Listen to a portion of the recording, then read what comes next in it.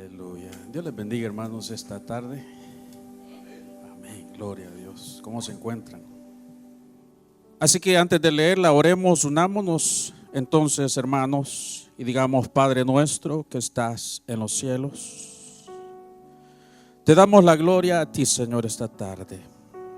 Te exaltamos. Tú eres bueno, Señor. Gracias te damos. Hermano, dele la gloria al Señor por todo lo que Él ha hecho hasta este día por usted. Reconozca los bienes, todo lo que el Señor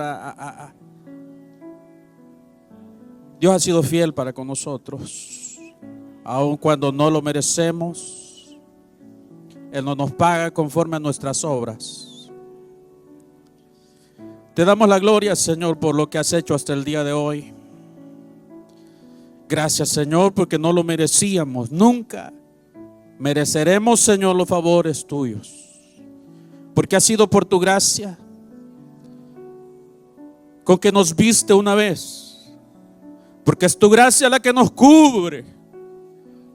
Tu gracia, Señor, ha sido abundante para con cada uno de nosotros. Gracias, Señor, por derramar esa bendición, darnos misericordia. Por lo que has hecho hasta este día, por todo, Señor, lo que hemos recibido, porque todo lo hemos recibido de ti, porque nada es nuestro, Señor. Reconocemos eso. Pero la lucha aún no ha terminado, Señor. Y todavía, Señor, nos agobian las pruebas, las dificultades, los problemas, a veces de salud, a veces financieros, a veces problemas internos, Señor. Pero tú lo sabes todo.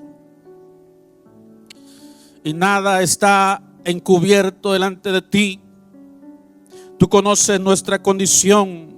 Tú conoces la condición, Señor, de esta congregación. La ponemos en tus manos. Bendice los proyectos.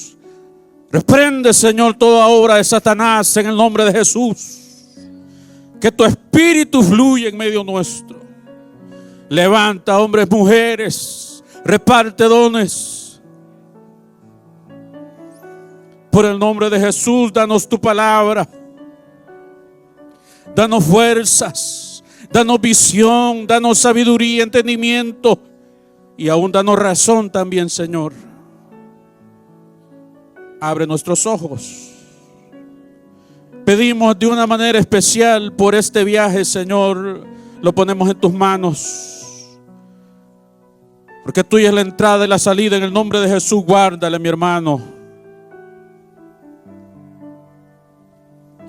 Por las necesidades, Señor, las enfermedades. Por las enfermedades, por los que están enfermos ahora mismo, Padre, no en nuestro nombre, porque no lo merecemos, no en nuestro nombre, no a nosotros la gloria. Esa enfermedad en el nombre de Jesús se reprendía.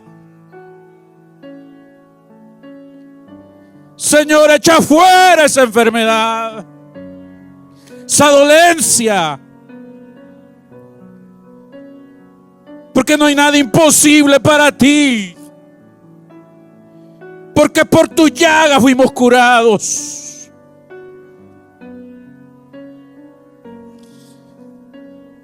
Échala fuera ahora mismo, Padre.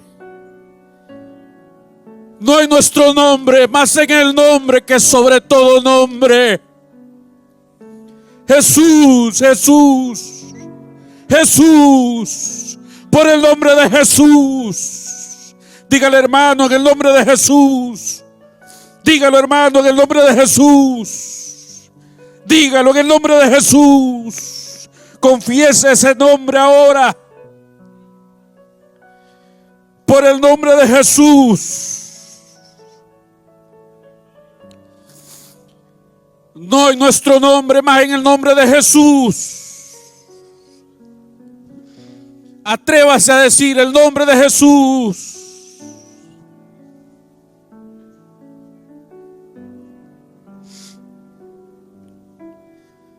Por el nombre de Jesús, glorifícate, Señor. Toma esa vida, Señor, glorifícate. Glorifícate en esa situación. Porque tú sabes llegar hasta ahí. Cuando no se puede, tú puedes, Señor. Tú puedes atravesar problemas. Tú sabes cruzar, Señor. Para ti no hay distancia. Para ti no hay problema que tú no puedas resolver. En el nombre de Jesús lo pedimos. Oh, a tu nombre la gloria. A tu nombre la gloria. A tu nombre la gloria. Oh, aleluya. Aleluya. Oh, en el nombre de Jesús.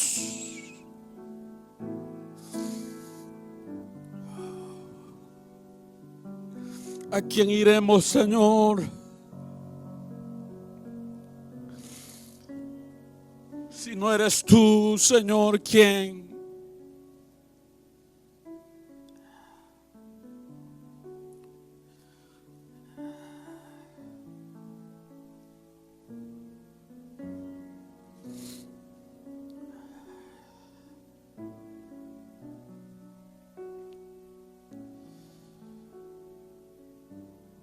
En ti esperamos, en ti confiamos.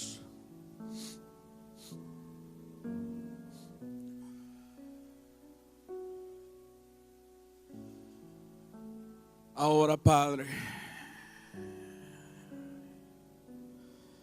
estamos ante tu palabra y tu palabra está viva y tu palabra sigue hablando. Señor, permite, Señor, que seamos fieles a tu palabra, que la prediquemos como tú quieres. Que el mensaje salga de tu palabra. Que nos hables a nuestro corazón. Que endereces lo torcido. Por el nombre de Jesús de Nazaret, tu Hijo amado, por quien te damos muchas gracias, Señor. Gracias, Padre. Gracias, Señor. Gracias.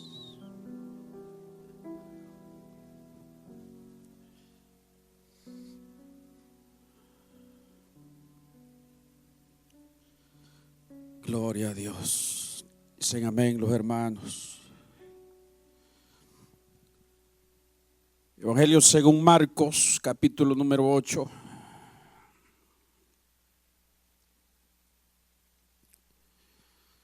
Versículo número 27.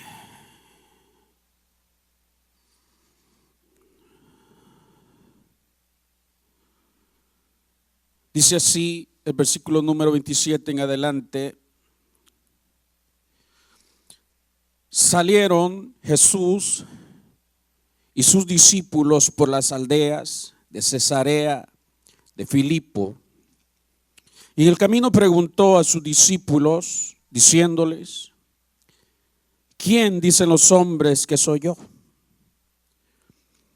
Ellos respondieron: unos Juan el Bautista, otros Elías y otros alguno de los profetas. Entonces él les dijo: ¿y vosotros quién decís que soy? Respondiendo Pedro le dijo: tú eres el Cristo.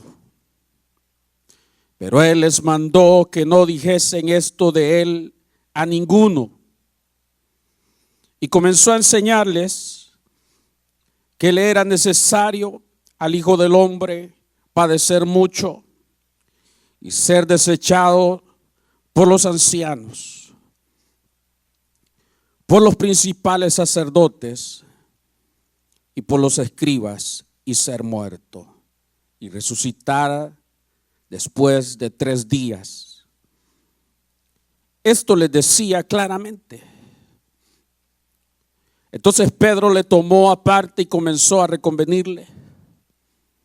Pero él, volviéndose y mirando a los discípulos, reprendió a Pedro diciendo: quítate delante de mí, Satanás, porque no pones la mira en las cosas de Dios, sino en las de los hombres. Y llamando a la gente y a sus discípulos les dijo: si alguno quiere venir en pos de mí, niéguese a sí mismo y tome su cruz y sígame. Amén. Gloria a Dios. Pueden sentarse. Hermanos, hay pasajes dentro de la Biblia que suscita, que levanta interrogantes. No sé cómo a usted le sucede, pero hay pasajes que uno por años quizás se preguntó: ¿qué significa esto? ¿Por qué es así? ¿Qué se quiso decir con esto? Desde el Antiguo Testamento hay pasajes que uno se preguntó en algún momento: ¿y por qué dice esto acá? ¿Qué significa?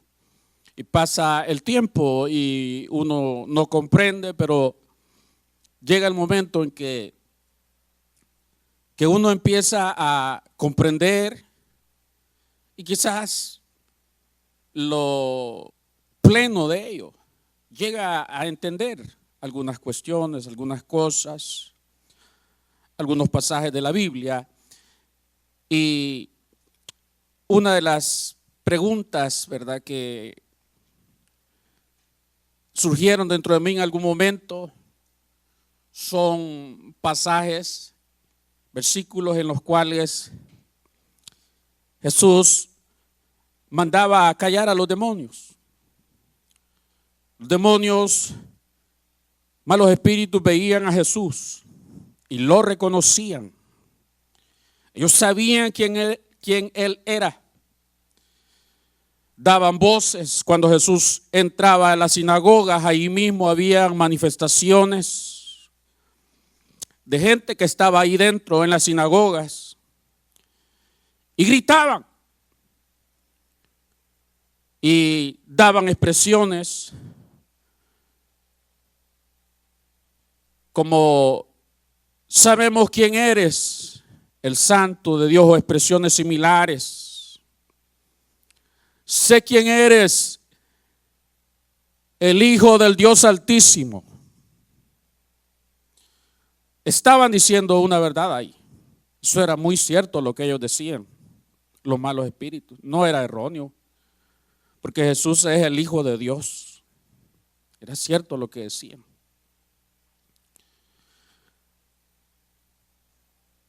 Pero cuando venían esas expresiones, Jesús lo que hacía es, les ordenaba terminantemente en que no lo descubrieran. Que no lo descubrieran. Pero no solamente era con los malos espíritus a quienes Jesús callaba, sino que también hay otros casos. Por ejemplo, aquel leproso donde Jesús también le dice que no le diga a nadie de eso. O aquella niña a quien Jesús le dice: Talita cum, niña, a ti te digo, levántate. Y también ahí se da una orden donde se tiene que guardar silencio de ello. No tienen que comunicar eso, tienen que guardar silencio.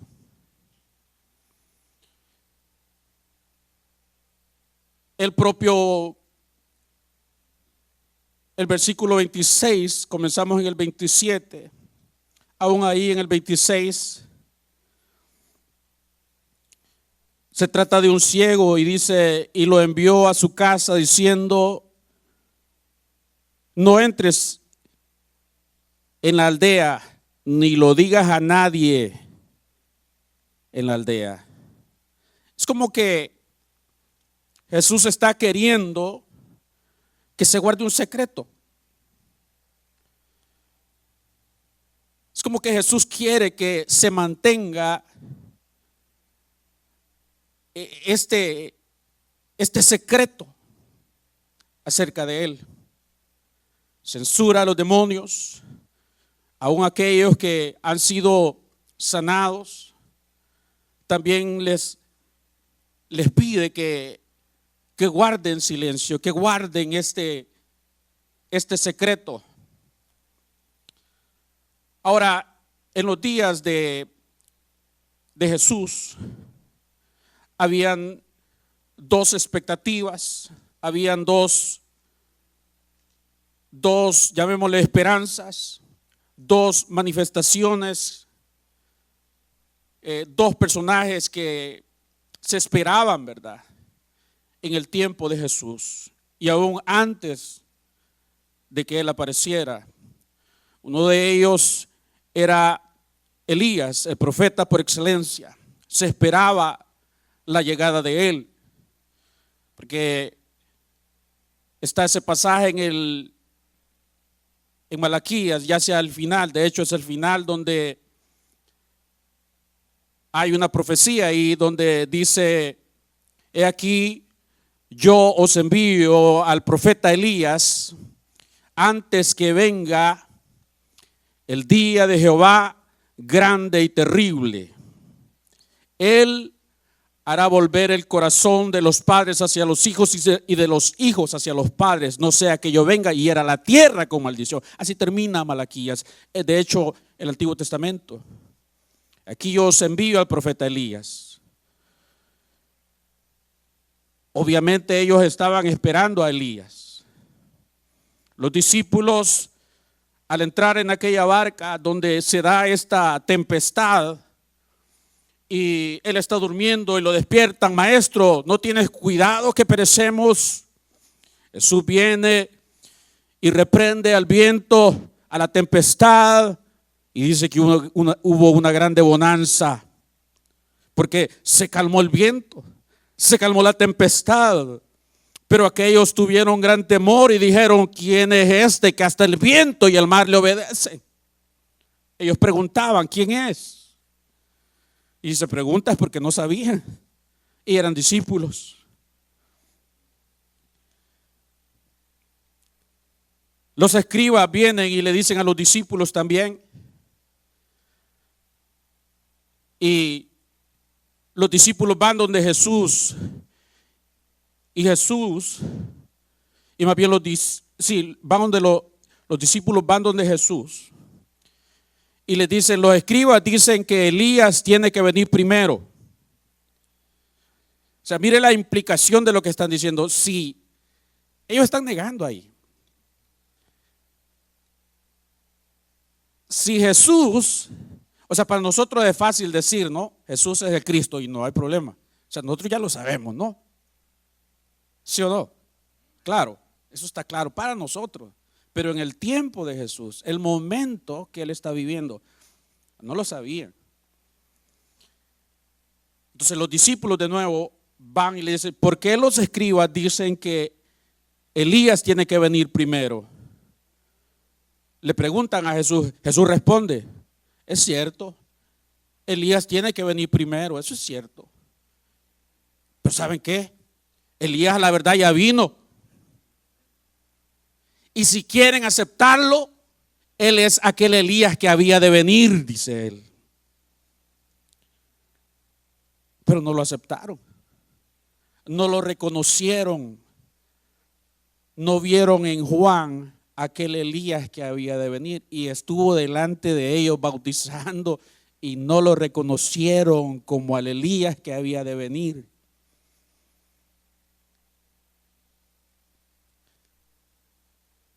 Juan el Bautista cae preso y oye acerca de todo lo que Jesús anda haciendo y manda a dos de sus discípulos, vayan a preguntarle y díganle a él, ¿eres tú el que había de venir o esperaremos a otro?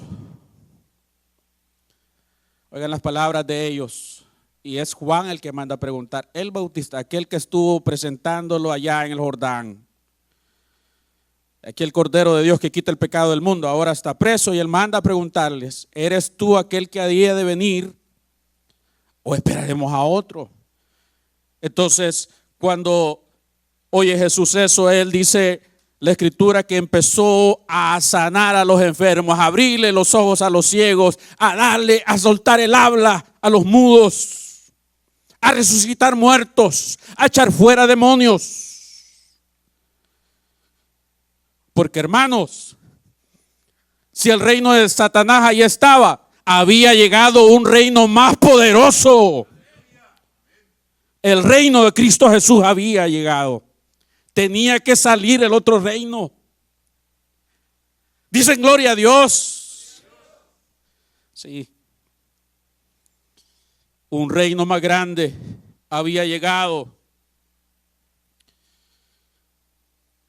Y les dice, vayan y díganle a Juan lo que han visto, que los ciegos se les abren los ojos, que los mudos están hablando y a los pobres les es anunciado las buenas nuevas de salvación. Todo eso estaba profetizado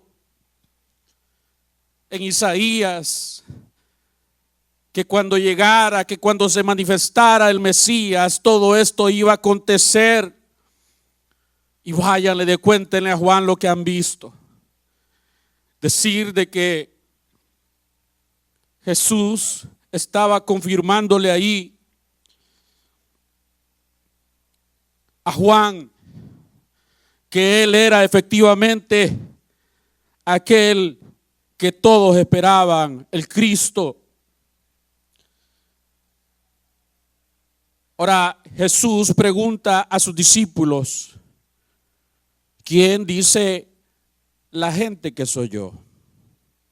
Ellos responden, decía, unos dicen que tú eres Juan. O sea, porque entendiendo aquí que Juan había sido decapitado ya. Unos dicen que eres Juan, el propio Herodes lo decía. Otros que eres Elías. Muchas similitudes. Esperaban a Elías.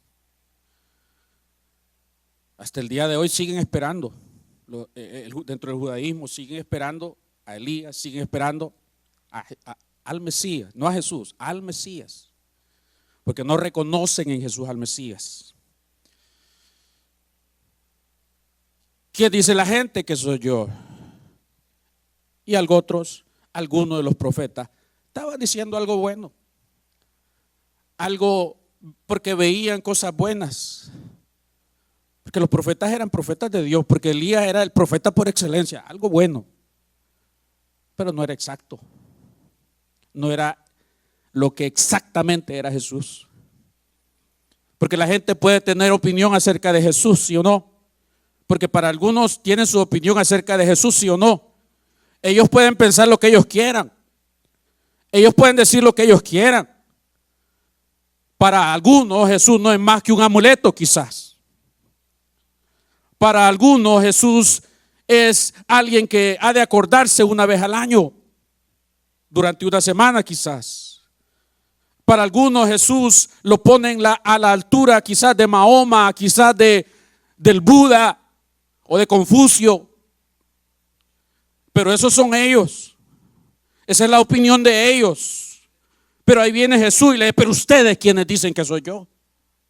Porque la opinión de aquel que ha conocido a Jesús tiene que ser algo muy diferente. Tiene que haber esa verdad, esa convicción de quién Él es Jesús.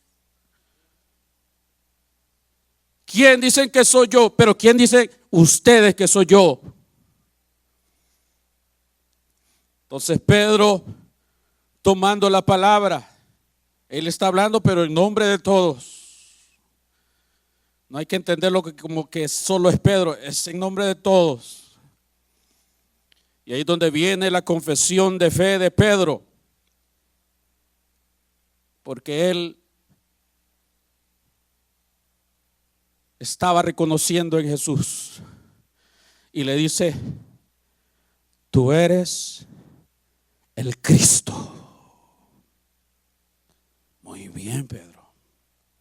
Tú eres el Cristo. ¿Qué significa Cristo? Cristo, ¿sabían que es una palabra griega? Es griego eso. En hebreo la palabra es Mesías. ¿Pero qué significa en nuestro idioma? Lo que significa es ungido. Es el ungido. El Cristo es aquel que en el tiempo de Jesús estaban esperando. Pero ¿quién era este que estaban esperando? A David. Hay que irnos al Antiguo Testamento, obviamente, porque obviamente el Nuevo Testamento no había sido escrito. Pero a David, el rey, se le hace una promesa, como se le conoce, un pacto. Y le dice, cuando David quiere edificar un templo, una casa a Dios, al Señor, Señor no le permite a David. Has derramado mucha sangre, David, pero de tu simiente, de tu linaje, yo voy a levantar a uno después de ti. Cuando tú descanses en paz, cuando duermas con tus padres, yo levantaré a uno de tu linaje, de tus entrañas. Haré que se siente en tu trono y va a ser para siempre, David. Y un reino que no pasará, sino un reino que será eterno y será para siempre. No un reino pasajero. Esa es la promesa que se le hace a David, un descendiente. Y si era hijo de David, porque David era rey, tenía por consiguiente que ser díganlo pues, ¿un qué? Sí, eso. Si era hijo de David, tenía que ser un rey. O sea, no se iba a esperar que si era hijo de David fuera un pobrecito. Porque ¿qué tal si un presidente de alguna nación, especialmente, bueno, si fuera una nación pobrecita, como dijo uno, se entiende, ¿verdad? Que no hay mucho, pero aún ahí, pero una nación poderosa, en cierto sentido, militar o económico, pero si es un hijo de presidente, se espera pues que ande a lo último, que viva como hijo de presidente.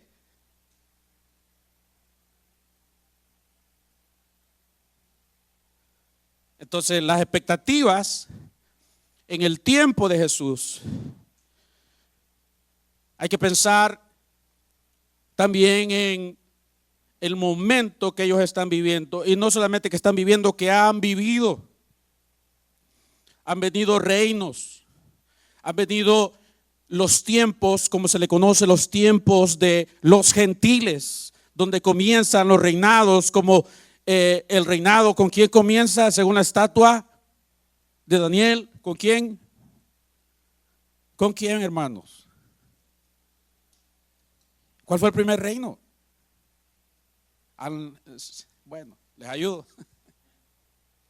Yo sé que saben, nomás que no quieren. ¿Cuáles eran esos reinos? ¿Cuál? Hoy sí, mano, me llegó la prueba.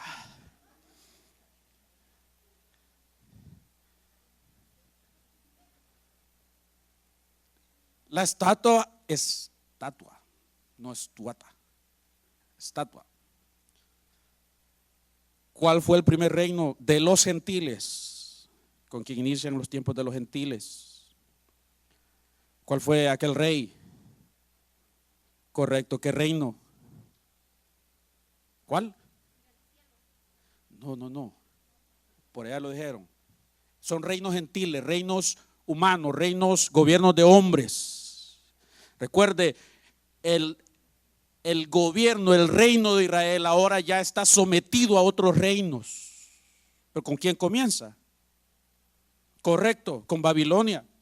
Eran los babilonios. Después vienen los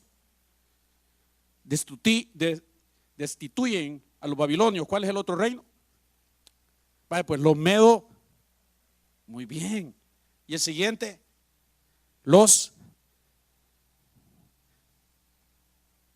hasta la Biblia se tradujo en ese idioma. Los griegos. Y después, ¿cuál es el último reino? De los gentiles. Cuando Jesús viene, ese es el reino que estaba ahí. El romano. Hay 4 reinos, los tiempos de los gentiles, el tiempo de los días gloriosos del reinado de David, de la época de oro del reino de Israel había pasado ya hace años, hace siglos.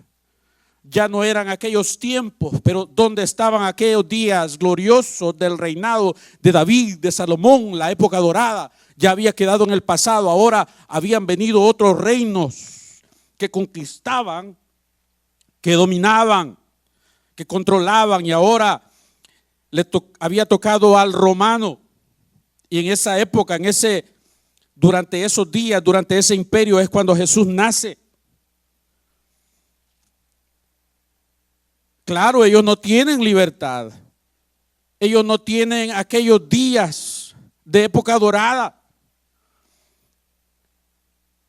El reino de Israel ha sido, hermanos, ya no está ahí, pero hay una promesa. Y entonces ellos están esperando a alguien. Ellos están esperando la llegada de el Cristo, de el Hijo de David. Ahora, ¿qué es lo que esperaban ellos? O sea, si era hijo de David, tenía que ser alguien grande. Tenía que, hermanos, no podía esperarse otra cosa. O sea, ellos no esperaban otra cosa. Si habían reinos que estaban ahí, un reino que estaba dominando y que habían dominado por siglos ya. ¿Qué es lo que ellos esperaban? Cuando Pedro le dice, tú eres el Mesías. Pero note las expresiones que ellos hacen. Aquellos que van camino a Emaús después, hermanos, que Jesús ha muerto, pero ya ha resucitado. Los de camino a Emaús se encuentran, ellos no saben que es Jesús quien ha resucitado y que va con ellos caminando. Ellos van tristes, desconcertados. ¿Y qué son esas pláticas que llevan? ¿De qué hablan? ¿Acaso eres tú el único forastero que no saben las cosas que han acontecido en Jerusalén? ¿Y qué cosas son? Que Jesús de Nazaret era un profeta, pero esperábamos, ¿qué esperaban? Que él sería aquel que había de redimir a Israel. Fíjese lo que ellos esperaban.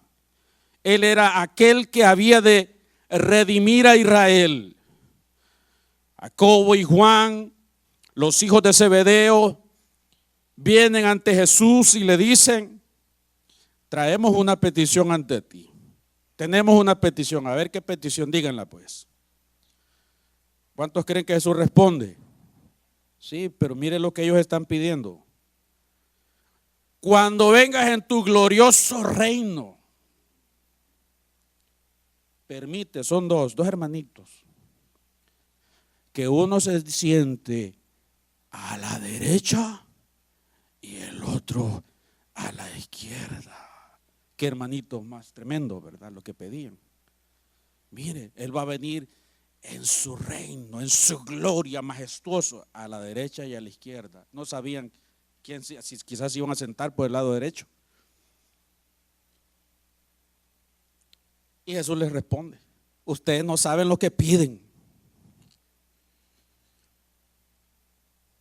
¿Pueden acaso beber de la copa que yo he de beber y ser bautizados con el bautismo que yo voy a ser bautizado? Y ellos bien sacaron: sí podemos, dijeron. De cierto, sí pueden. Y va, y eso les va a tocar. Pero no sabían lo que les iba a tocar. La copa que Jesús iba a beber, el bautismo, hermanos, eso es el momento en que Él va a ser entregado, en que Él va a ser crucificado, en que Él va a ser perseguido. Iba a morir. Esa es la copa que Jesús iba a beber. Sí pueden, les digo, es cierto. Pero el que se sienten a la derecha o a la izquierda, eso es algo que corresponde al Padre. Pero no obstante, mire lo que ellos piden. Mire cuáles son las esperanzas. Mire lo que ellos están esperando. Y hay discusiones entre ellos. A ver, ¿quién va a ser el mayor? ¿Quién de nosotros va a ser el mayor? ¿Qué son estas disputas entre ustedes? ¿Qué están peleando? A ver quién va a ser el mayor. Porque ¿cuáles eran las esperanzas, mis hermanos? ¿Qué esperaban de Jesús? Pedro también ha dicho aquí: tú eres el Cristo. Muy bien. Pero ¿qué clase de Cristo? Es la pregunta. Un Cristo, un Mesías conquistador. Alguien que viniera y los libertara. Alguien que viniera y restaurara el reino a Israel, que trajera esos días gloriosos a Israel. Por eso allá en Hechos capítulo 1, ellos también en la ascensión, ellos también le están diciendo a Jesús: ¿restaurarás el reino a Israel en este tiempo? Sigue todavía. Y esa es la esperanza que estaba en Pedro, y esa es la esperanza que todos tenían. Es el Cristo, es cierto. Y él no lo niega, porque él es el Cristo. No le está diciendo: yo no lo soy. Más adelante, cuando él es enjuiciado, el sumo sacerdote le pregunta: ya dinos de una vez, ¿eres tú el Cristo? Ahí sí, ya más adelante, él dice: yo lo soy. Y de ahora veréis al Hijo del Hombre venir en las nubes con gran gloria, a la diestra del poder de Dios. Y ellos ahí entienden, hermano, y quieren, aquí no queda más, que hay que matar a este hombre. Deciden darle muerte, blasfemo. Porque no veían en Jesús al Cristo, porque no llenaba las expectativas de el Cristo que había de venir. Porque ¿qué es lo que veían ellos en Jesús? En Jesús no veían a alguien victorioso, alguien, hermanos, fenomenal, pues, sino que el lugar, pues, donde Él crece, en Nazaret. ¿Y qué es ese lugar? O sea, Nazaret ni siquiera no tenía buena prensa. Nazaret no era un lugar muy agradable, así como hay ciudades dentro de nuestros países que son conocidos, ¿verdad? Pueblos donde cuidadito ahí el que entra. Nazaret no tenía buena prensa, ahí creció Jesús.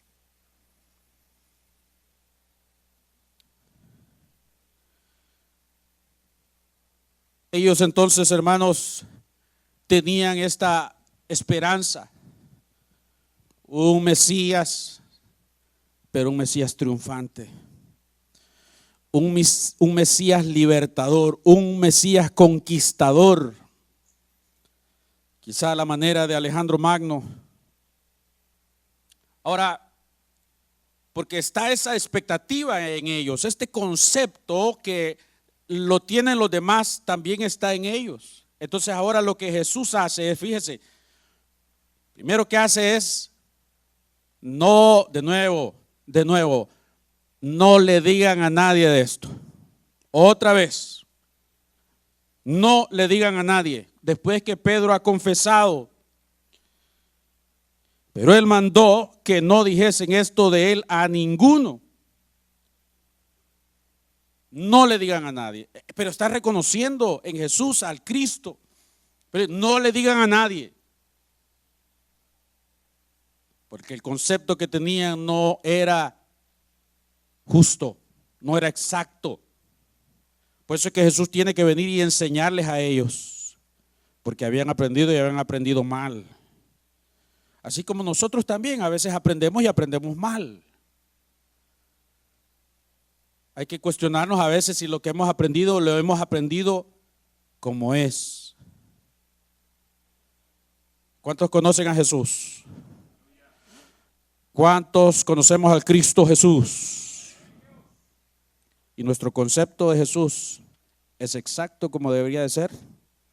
¿O necesitamos reaprender lo que hemos aprendido de verdad? Ellos necesitaban otra vez que les enseñaran.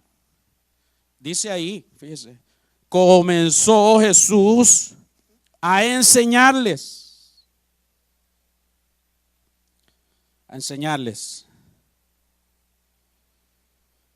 ¿Y qué les enseñó? Que le era necesario al Hijo del Hombre padecer mucho y ser desechado por los ancianos, por los principales sacerdotes, por los escribas.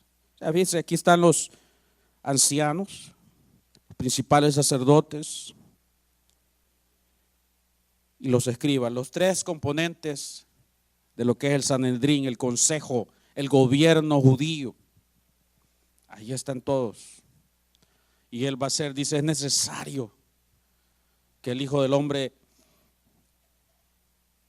sea desechado y ser muerto y resucitar después de 3 días. Esto les decía claramente. La enseñanza de Jesús es esa. No es así como ustedes piensan, sino más bien es todo lo contrario. Por eso Él quiere que mejor no se diga eso. Porque al decir, si Él dice, yo soy el Mesías, a todos, olvídese, hermano. Todos empezarían a proclamarlo rey.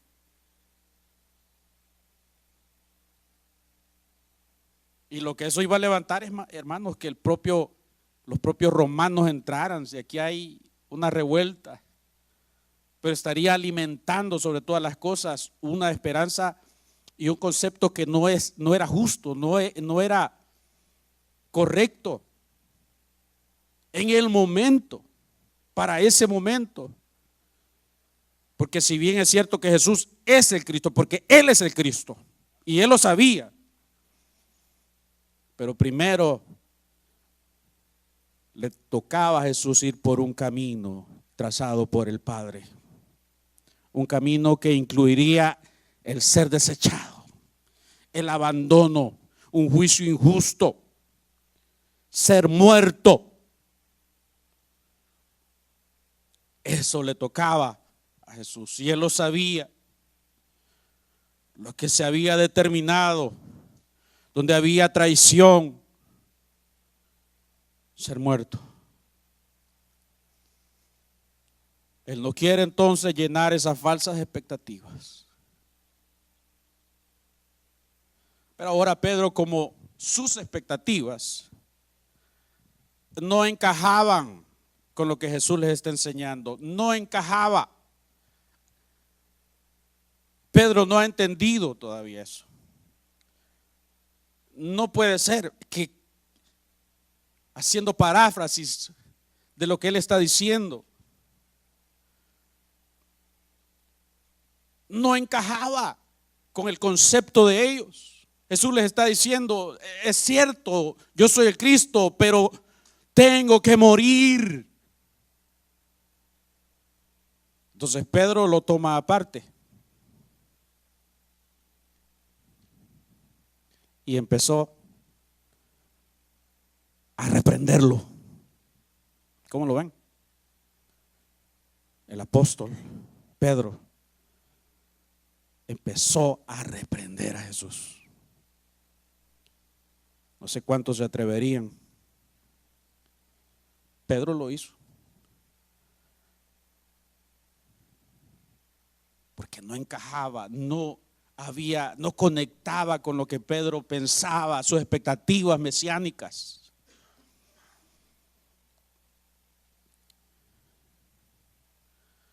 Pero Jesús ve a Pedro y se vuelve a los demás. Ahora es Jesús quien reprende a Pedro. Y oiga las palabras de Jesús a Pedro: apártate de mí, Satanás, porque no pones la mirada en las cosas de arriba, sino en las de los hombres.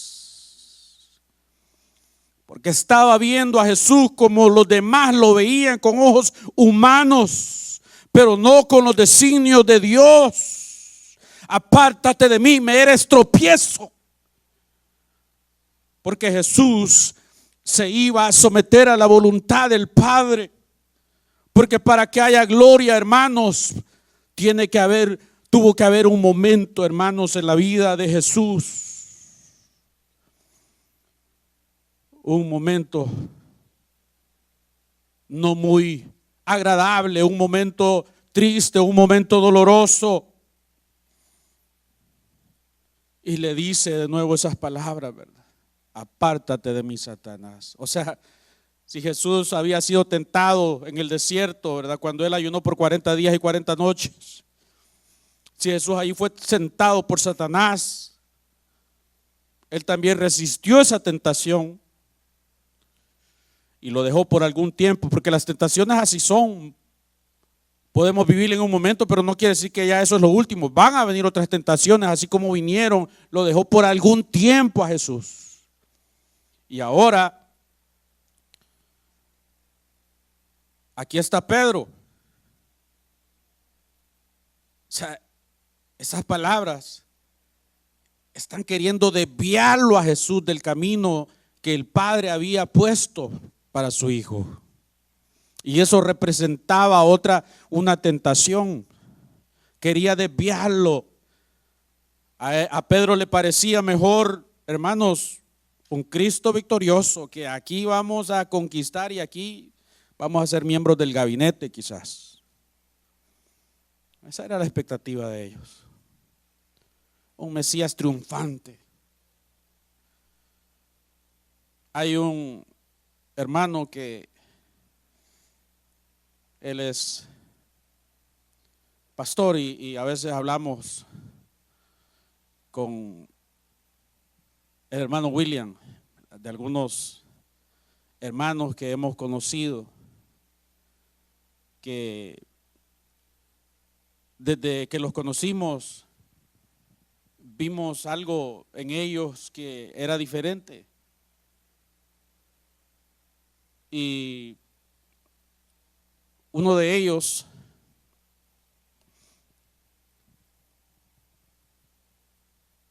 Dios lo llamó, el Señor lo llamó como pastor. Y él estaba conociendo a una muchacha, digamos, a una mujer, pues. Ella tenía una familia que, pues, eran acomodados. Tenían sus buenos negocios, transporte, habían entradas, vehículos, casas. Había allí dinero. Y tenía pues él esta relación con esta, digamos, muchacha. Entonces los padres de ella le muestran a él, le dicen: mire, hermano, aquí está todo, aquí están los autobuses, los carros, la cuenta del banco, las casas. Y sabemos, pues usted se quiere casar con nuestra hija. Excelente. Todo esto le dijeron: va a ser de usted.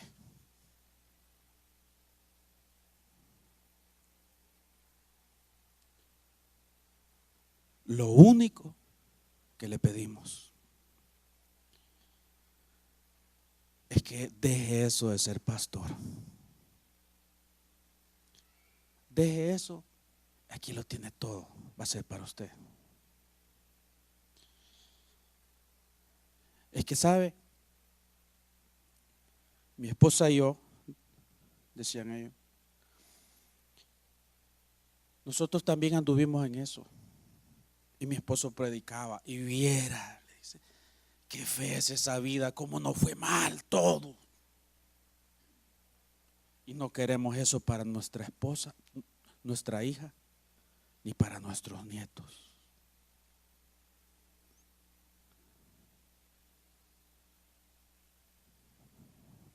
Así que deje eso de ser pastor.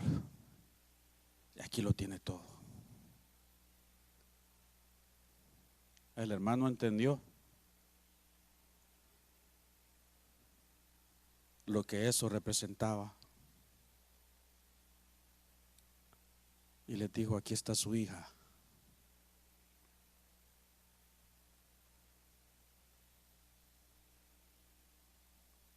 Pero no se dio a eso. Él hizo su vida. Sigue haciendo la obra de Dios. Hermanos, Jesús, el Hijo de Dios, el Cristo, llena las casillas en su vida, llena las expectativas. ¿O es que nos hemos desilusionado con Él?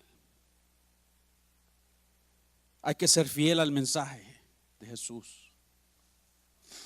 No es como nosotros pensamos a veces, como se anuncia que todo es felicidad, que es un camino de rosas y que todo va a ser una maravilla. No es así.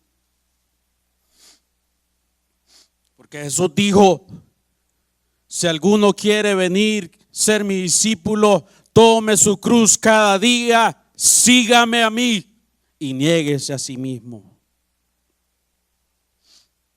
¿Cuántos somos seguidores de Jesús? ¿Cuántos nos negamos a nosotros mismos? ¿Cuántos llevamos una cruz? ¿Cuántos están llevando una cruz o un escapulario?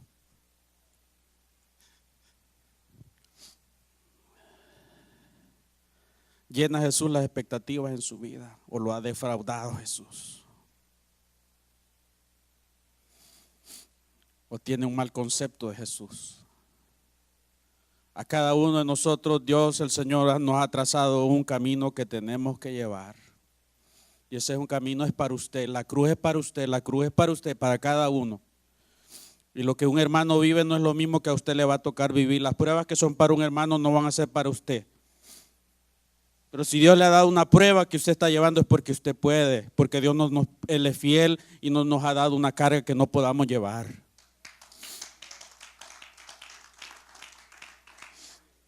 Sí. No podemos anunciar, no podemos predicar a un Jesús diferente a que lo que las Escrituras nos presentan. Y decirles a todos, o como hemos oído algunas personas predicar, evangelizar, aún predicadores. Aún en estos días seguramente muchos aprovecharon para meterle miedo a la gente. ¿Para qué sirve predicar así? ¿Por qué va a venir la gente por miedo a Jesús? No sirve eso para nada. Eso no es evangelio. Que vengan por miedo. No sirve. No sirve un evangelio así. No es lo que las Escrituras nos presentan. No es como algunas personas dicen, venga y va a ver, Dios le va a devolver a su marido. Venga y aquí no hay problema, todo es felicidad. Porque ya sabemos que no es así, mis hermanos.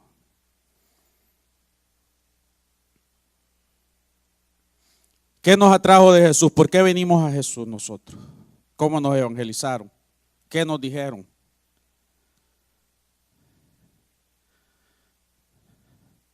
Hay un camino que cada uno debe de llevar, mis hermanos. Pero con todo y eso,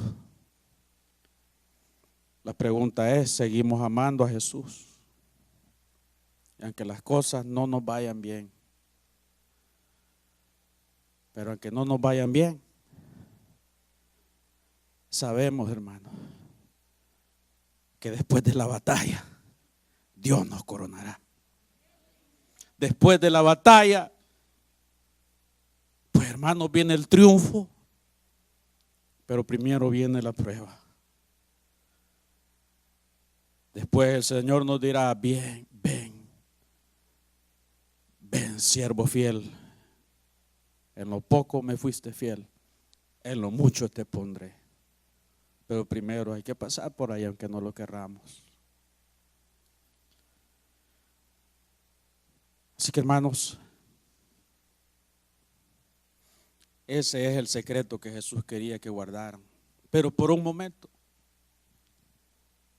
hasta que Él primero tenía que pasar por ahí. Pero después que Él ha muerto, ha resucitado, entonces ellos dan el mensaje. Y ese es el mensaje que vemos: que Jesús es el Cristo. Y eso es lo que nosotros creemos, que Jesús es el Cristo y Él es nuestro Cristo. Él murió por nosotros. Bendito sea su nombre. Estamos pasando por prueba, mi hermano, pero pidámosle al Señor que nos ayude. Cierre sus ojos. Gracias te damos, Padre. Gracias. Ayúdanos a madurar, Padre. Ayúdanos a entender. Ayúdanos a comprender y a aceptar, Señor, aquellas cosas que quizás no nos gustan, pero ayúdanos a llevar esa cruz, a negarnos a nosotros mismos y a seguirte a ti, no a los hombres. Fortalece a aquellos que están pasando pruebas, por el nombre de tu Hijo amado.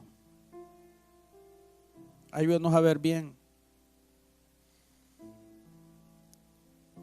En el mundo tendré esa aflicción, pero confiad, yo he vencido al mundo. Mi paz os dejo, mi paz os doy, no como el mundo la da, yo os la doy. En la casa de mi Padre muchas moradas hay, y voy a preparar lugar para que donde yo esté, ustedes también estén. Fortalece, Señor, los que pasan pruebas en el nombre de Jesús. Ayúdales. Resuelve toda situación. Esta tarde hago un llamado.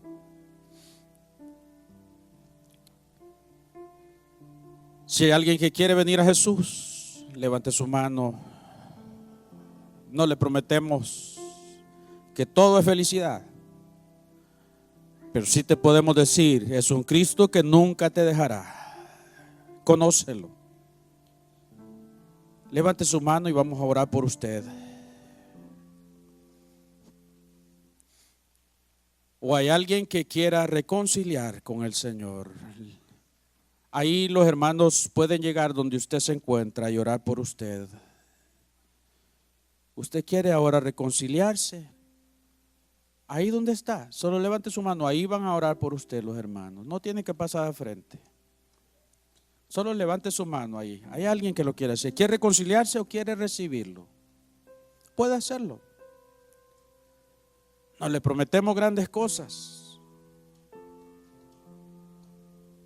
sino lo que Jesús le ha prometido es estar con usted, es sacarlo adelante, fortalecerlo en las pruebas.